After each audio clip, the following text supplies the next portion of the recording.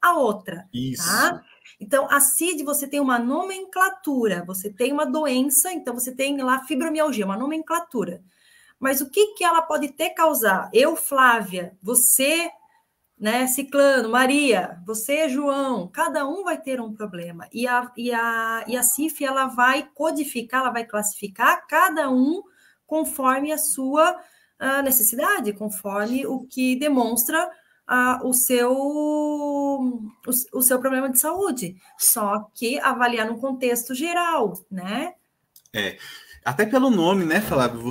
A CID, ele é o Cadastro Internacional de Doenças, né? Então é de patologia mesmo, né? Doença, infecção, virose, não sei o que e tal. A CIF é o Cadastro Internacional de Funcionalidades e Limitações Corporais, se não me engano, né?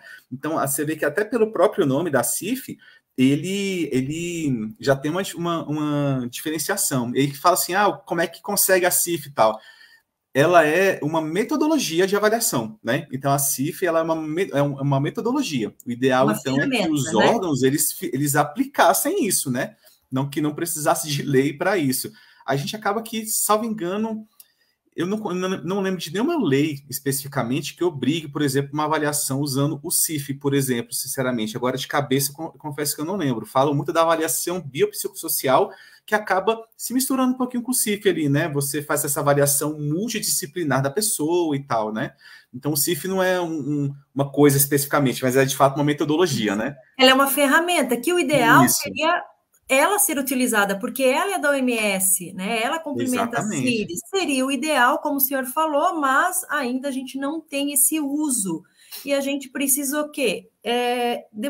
Mostrar que realmente a gente precisa de uma ferramenta como essa para ter uma avaliação mais completa, porque a dor crônica, principalmente para quem sofre da dor nociplástica, que é o nosso caso, que a gente não tem nada no corpo, né, que não tem uma ferida, não tem um machucado, né, tá lá um problema no sistema nervoso central. Então, principalmente nesse caso, como é que a pessoa vai avaliar olhando? Quem olha para mim hoje, a Flávia tá super bem, e hoje eu fui lá pro postinho, vou precisar tomar a injeção de corticoide, porque eu também não posso, eu tenho alergia a outras medicações, e lá vou eu pro corticoide para aliviar a minha dor. Então, assim, mas quem olha, a Flávia tá bem, né? Exatamente. Então, é isso que a CIF, ela analisa todo o contexto social, não só a patologia em si.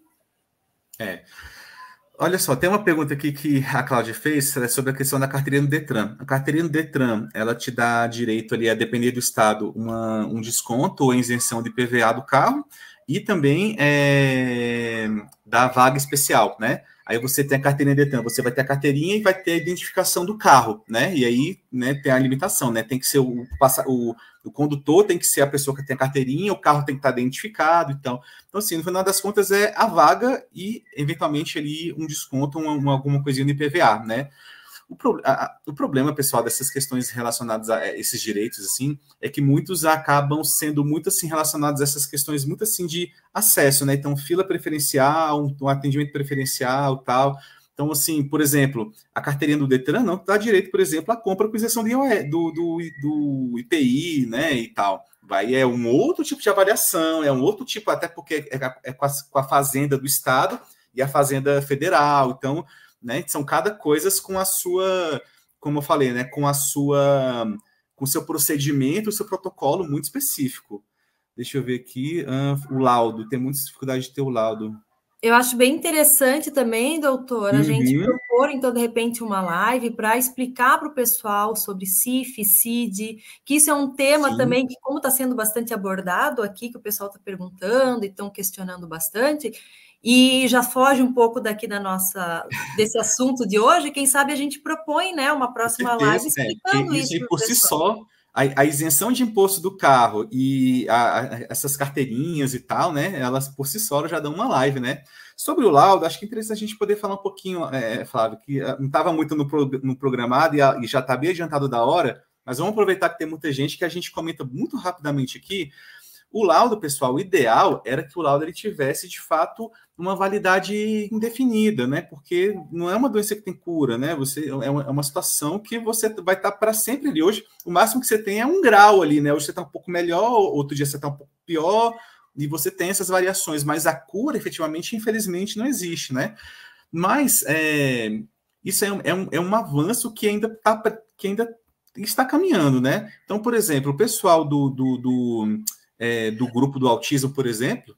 Doutor, eu vou interromper um pouquinho, tá? Eu não queria entrar, eu entrei sem querer, mas já que eu entrei, eu estava jogando aquela pergunta do laudo, porque eu não sei se a Flavinha tinha se dado conta, é porque tem médicos que negam o laudo. Sim, eu ia entrar nisso. Reumatologistas que não estão de acordo com as leis, por exemplo, a lei da fila. E aí o paciente quer um laudo, ele quer uma descrição do que ele tem e o médico se nega. Então, pelo que eu entendi, a pergunta era essa. Como é a lei e a relação? Ele pode se negar em fazer o laudo? Era mais ou menos isso. Vou chegar nisso aí.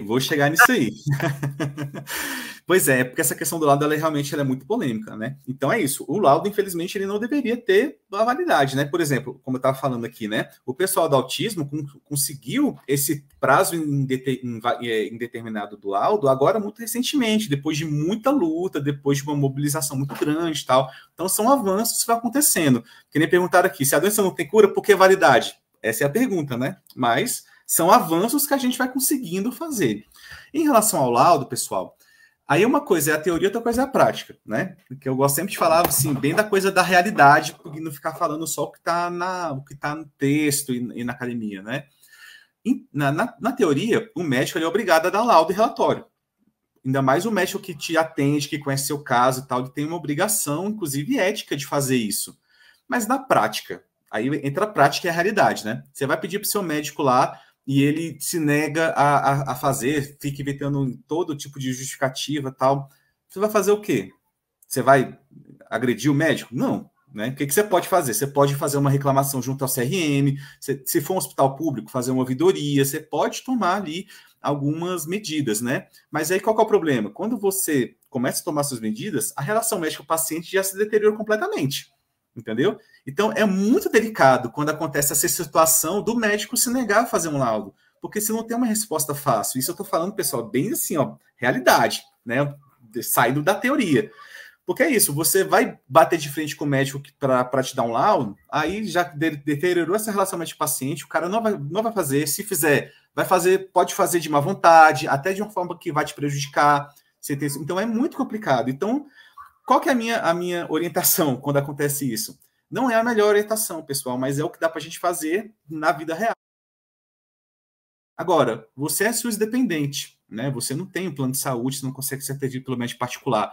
Aí sim vale a pena você fazer uma ouvidoria, fazer uma reclamação e tal, porque ali você consegue, né, até brigar um pouco mais, digamos assim, pelo seu direito. Mas no âmbito do plano de saúde, do particular, essas relações pessoais acabam influenciando bastante. Então a orientação é, se negou, quer dizer, então, que ele não está tendo esse conhecimento, essa profundidade de conhecer a sua doença, esses pormenores, principalmente os que consideram que a fibromialgia é uma questão psicológica, ou uma depressão e tal. Então, eu acho que é até um sinal importante para procurar um outro profissional que entenda melhor, né, e que entenda mais aprofundadamente. Então é isso, uma coisa é a teoria, outra coisa é a prática, né? Infelizmente, a gente tem que... Eu gosto sempre de falar uma coisa assim, para você, de fato, se empoderar enquanto paciente. Uma outra pergunta interessante aqui, Flávia, acho que até já estou me estendendo demais aqui, então já vamos partindo para o final, que eu acho que é importante a gente falar, que é do canabidiol. Também não estava na pauta, mas acho que é interessante a gente poder falar um pouquinho. Afinal, é um fitoterápico importantíssimo para quem tem fibromialgia, quem tem dor crônica e tal, né? Então, acaba que é interessante. No SUS, pessoal, ainda temos muita dificuldade, né? Então, tem alguns estados aí que criaram leis para poder... dar o fornecimento do canabidiol pelo SUS, por exemplo, São Paulo. Na época que teve na lei de São Paulo, eu até fiz um post no Instagram e o pessoal não gostou muito, assim, porque foi um pouco polêmico, porque eu falei, pessoal, essa lei não tem nada para comemorar, porque a lei de São Paulo, por exemplo, ela fala, determina que o SUS ofereça o canabidiol, né, e derivados pelo SUS, e que isso vai ter que ser regulamentado em algum momento. Mas a lei, ela não dá ela não concretiza o direito, ela só fala, o direito está aqui, em algum momento ele vai acontecer. Tanto que depois de quase 3 anos é que foram regulamentar em São Paulo, né? Então, ainda no SUS, nós temos um pouco de dificuldade, assim, de forma administrativa, direta, depende muito do estado e tal. Mas, judicialmente, nós temos conseguido, sim, né? Então, tratamento com canabidiol, óleo de canabidiol, tal, pelo SUS é possível, só que é muito difícil.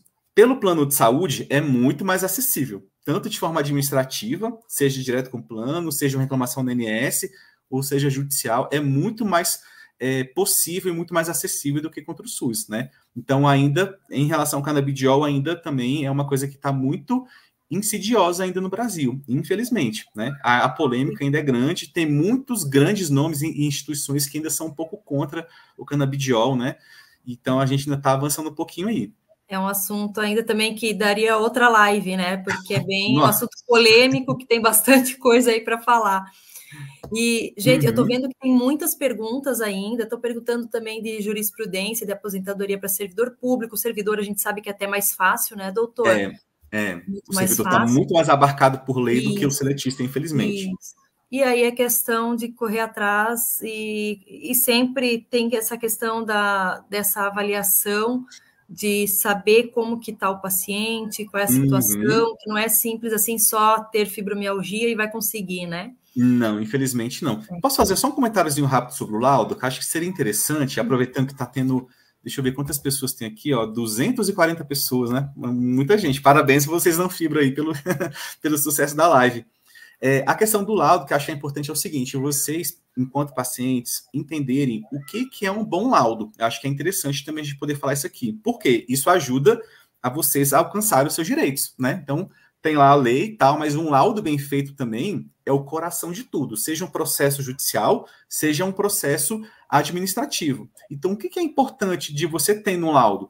Primeiro, ele tem que ser muito pormenorizado. Então, o laudo pode ser até redundante. Quanto mais informações, melhor. Então, não basta um laudo falando assim, a paciente Flávia, ela tem fibromialgia e sente dores crônicas e não, tem que falar. A paciente, ela tem diagnóstico de fibromialgia desde tal idade, ela fez tal tratamento foi efetivo, tal tratamento não teve resultado, já tentou essa técnica, aquela, hoje ela está usando tal medicamento, hoje apresenta tal sintoma, já apresentou. Então, tipo assim, fazer toda uma explicação muito pormenorizada do que já aconteceu com você, de tratamento, de sintoma, de evolução, e do como você está hoje. O que você está usando de medicação, de tratamento de terapia e de medicação. Então, quanto mais informação tiver, melhor. Porque quando você levar essa informação, esse laudo mais completinho, por uma perícia do INSS, por exemplo, ou para o judiciário, você não deixa dúvida da sua situação hoje, né? Que não fica assim, tem fibromialgia, tá, e aí? Qual é o sintoma? Qual é a incapacidade? Qual é a dificuldade e tal? Então, quanto mais informação no laudo, melhor, né? Sendo bem pormenorizado, contar bem, de fato, a historinha de vida do paciente. Então, é sempre importante, chega muito para a gente aqui, infelizmente, aqui nos processos que eu faço, às vezes uns laudos de 2, 3 linhas. A gente fala, poxa, infelizmente não dá, tem que ter informação, porque senão o juiz não vai entender o que está acontecendo, o perito não vai entender o que está acontecendo, e acaba, às vezes, dando esses conflitos, né, com os peritos e tal. Então, um laudo, ele é o coração de tudo, no final das contas, e faz toda a diferença. Perfeito, perfeito. Doutor, eu acho que a gente pode encerrar, então, essa live, a gente estendeu bastante, né? Mas vamos agendar uma próxima aí para explicar para o pessoal outros assuntos, abordar outros assuntos que a gente viu aqui, que ainda tem bastante dúvida. O que não falta é assunto, né? Não falta. A gente fica à noite, um mês todo aqui falando. Então, pessoal, eu quero agradecer muito aos doutores, doutor Fabrício, doutor Alexandre, doutora Ana, pela parceria, pela